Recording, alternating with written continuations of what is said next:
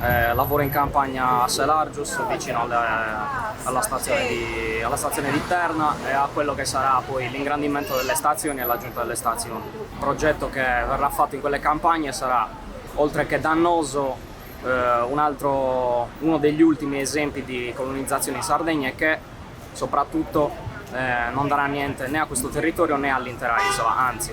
Il Tyrrhenian Link sarà un cavo che dalle stazioni che costruiranno a Selargius, prendendo 17 ettari di territorio, arriverà fino a Terramala, e poi da Terramala arriverà tramite mare in Sicilia, e poi dalla Sicilia in Campania. Si interfaccerà con tutti quei progetti che le multinazionali stanno proponendo qua in Sardegna, essendo praticamente il ponte che servirà per portare, diciamo, l'energia prodotta qua in Sardegna dagli impianti industriali di produzione energetica dalla Sardegna fino alla rete nazionale in continente, e poi anche fuori dall'Italia, eccetera eccetera. A livello regionale si sta organizzando tramite un coordinamento i vari comitati.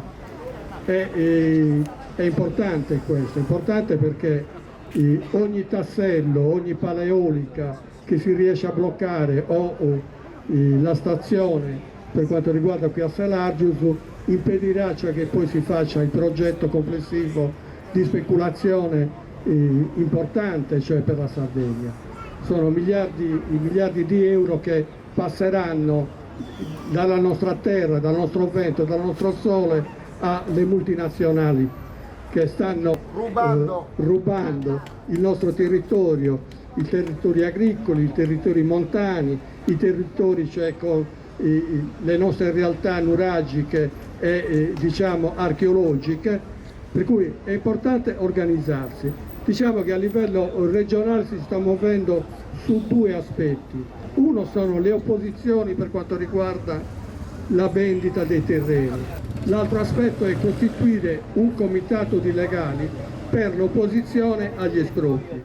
Ho consultato i progetti e ho scoperto, ho verificato con i miei occhi che a Selargius hanno intenzione di far calare queste due stazioni, una di conversione e l'altra di smistamento, e nonostante tutti poi i cavi elettrici, il cavo interrato che poi si collegherà a Terramala, ci saranno 6 edifici, 4 dei quali alti 22 metri, con un basamento di circa 50 x 60 metri quadri, e poi altri 2 edifici alti 13,50 metri.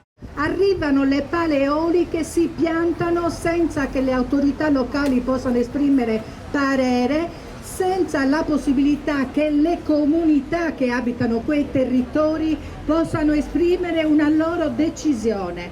Terna dice che ha fatto consultazione popolare perché ha messo un manifesto nell'androne del municipio, poi pare che abbia distribuito dei volantini nelle cassette della posta, e poi nell'esito della consultazione, che è obbligatoria per legge, ha riferito di una assemblea avvenuta online a cui hanno partecipato 3 persone.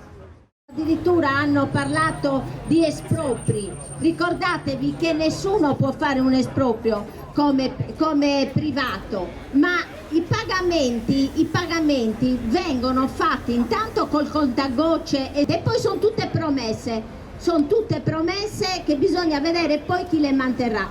Adesso l'unico atto che manca è l'intesa della regione, e quindi stiamo sollecitando non solo l'amministrazione, perché noi vorremmo collaborare anche con l'amministrazione, vorremmo stare al suo fianco, però vogliamo anche che la regione analizzi tutto il procedimento, che non è un procedimento che è stato democratico.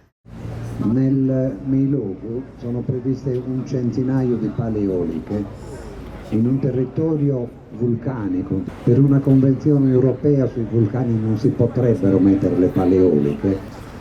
A 1 chilometro di distanza dal nuraghe Santo Antime, in linea d'aria, che è uno dei capolavori supremi dell'architettura nuragica, sono previste 19 pale eoliche su un altopiano basaltico che, spaccato da, pensate che per ogni pala eolica sono necessari 3600 metri cubi di cemento armato per ogni pala eolica, 30 metri per 30 per 3 o 4 di profondità.